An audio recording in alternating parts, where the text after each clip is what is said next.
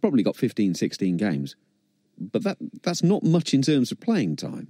It's not. I mean, 2 points that John made brilliantly there. One is around trust, and obviously that you've got to trust that all the coaching staff understand the skills, the players that they've got, and are trusting them to deliver, not necessarily next weekend, but in a year or 2 years' time, and they're comfortable enough with their talent identification at the highest level, and they'll be still, they'll still be tinkering with a couple of those players now at the moment. On the second part really is that I don't think that you're saying about the style of play, and we talked about that, the Warren ball or whatever you want to call it, but effectively there was just a lack of offloading and continuity around that. Defence hasn't changed. Sean's still doing what he's doing in defence, with some adaptations based upon the teams that they're playing against. But they brought in more of an offloading game, and that as much as it is around skill execution in offloading, it's all about mindset as well, and finding the space and making sure that you're playing at the right intensity. And they know that ultimately the Welsh side is probably not going to outmuscle a New Zealand team or an England team or even a South African team in the World Cup, but playing with a little bit more width to the game, playing with a bit more surprise, playing down narrow sides, playing an offloading game, having that ability to step, so creating that space between attack and defence where you can have some movement before contact. All those things the Welsh players are very, very good at. And so, he's been clever around that. And they have a very experienced group of coaches around that Welsh team.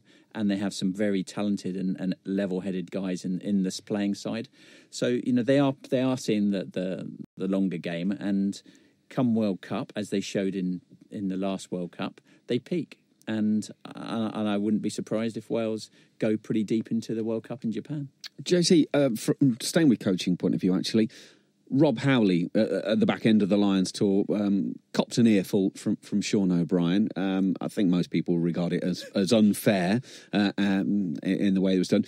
From his point of view, though, it must be great to see the side playing the way it is, because social media being the thing it is, it's very easy to criticise. And Rob Howley was perceived to be the cause of a great many ills within Welsh rugby. Well, as Ben just said, the same coaching staff are now putting these players out and doing a different job. And everyone now seems far happier with life. And Rob Howley must therefore be enjoying going to work a great deal more. I think absolutely that. The biggest thing for them, I think, would be the way that they have managed to put an attacking edge to their game, even when they haven't got the first choice players there, the people who can add that electric edge by accurate offloading, by running good lines, by actually just pushing the parameters all the time. They're looking a good attacking side. And, Rob, certainly, I talked to him, he is feeling quite happy about that. I mean, to the point where he even mentioned so much for the fact that we can't coach attacking rugby. It wasn't a direct dig, but it was sort of getting there. I mean, what's really is important now, I think, is that they win these last two games in the season. And then, if they do that, I think they'll be reasonably happy.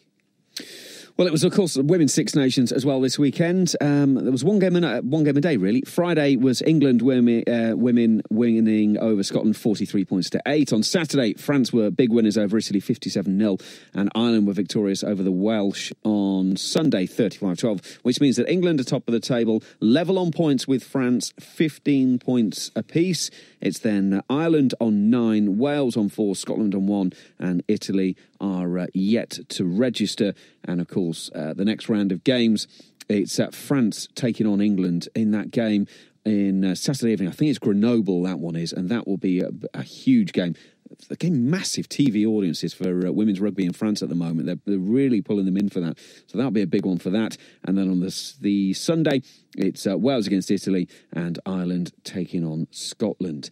Six Nations pretty much done and dusted. We'll revisit France against Italy with Paul Edison in the next hour of this evening show, but we'll turn our attention to league matters next, and we'll get stuck into the Aviva Premiership. It is The Rugby Show here on TalkSport 2. Online and on DAB Digital Radio. And the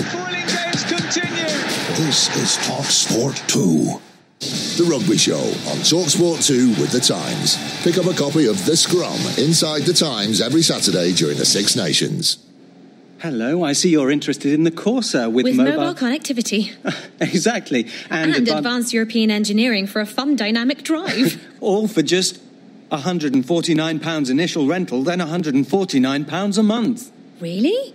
Search Corsa Energy. Vauxhall. British brand since 1903.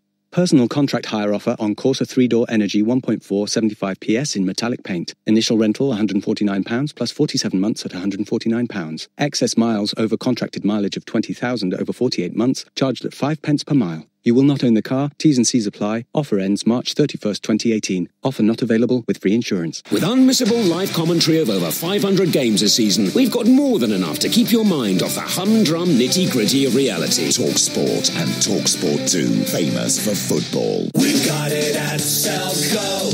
Selco, it's where the trade goes. At Selco Builders Warehouse, we've got real deals on a wide range of trade-quality building products. In February, we've got 15 litres of Leyland contract mat emulsion in Brilliant White or Magnolia for only £17.99 ex-VAT. Now that's a real deal. We've got even more real deals and thousands of products in stock at Selco Builders Warehouse. To find your nearest branch, go to selcobw.com. We've got it at Selco. Selco, it's where the trade goes. As the thrilling English Football League drama continues, make sure you stay on the ball on TalkSport 2 with Sky Sports. Hear up-to-the-minute team news, match previews and get essential comment and opinion every match day from TalkSport and Sky Sports pundits. Stay on the ball throughout the season on TalkSport 2 with Sky Sports. Introducing the new dedicated Sky Sports football channel with live football from around the globe, including the EFL, SPFL, La Liga, World Cup qualifiers and more. Radio in a league of its own. That was a goal from a different galaxy. Talk Sport 2 on DAB Digital Radio. It's big tackling rock and roll rugby on your radio. The Rugby Show on Talk Sport 2, because sport never stops. Williams once again.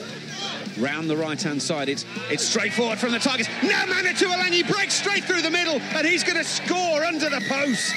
Manu Tuolangi, it just opened up in front of him. Matthew Tate will pick up the ball, come towards the right-hand side. Now Bateman through the middle, same line as Tuolangi earlier, same result as Tuolangi earlier. Try for Leicester, number 2, and Leicester have a big lead. Saracens 3, Leicester 12. Tamua is definitely moving on to that, gets the offload away to Bayanu. Bayanu has stepped round, good. And he goes back outside for another go. Not held over the try line. And Bayanu has scored. Leicester have 3 tries in the first half at Allianz Park. Zofsky fires it out to Earl for the corner. And Earl will score. Well, Craig Maxwell-Keys is going to say time off. But it certainly looks, for all the world, as if Nathan Earl has got in for his 6th Premiership try of the season. So, no tries scored. Earl has not scored his 6th Premiership try. Zofsky coming around, gives it to Alex Good, and now Earl for the corner. And I tell you what, he might not have got that down. He's clearly dropped it. Oh my goodness. Do you know what? First view of that, it's come out at knee height. That has dropped from knee height. He's dropped it over the line. Manu Tuolangi has picked up the loose ball, hands off Bosch, and will go to the try line. Gives it to Jonah Holmes, and Jonah Holmes will score the bonus point for Leicester. Malins, he's weaving his way towards the line and does it brilliantly. Max Malins has come on and had a huge impact from the outset. Malins gets the ball from the right-hand side, cuts back towards the left, and then it opens up in front of him, and he goes straight between the posts, puts the ball down, and Max Malins has the score.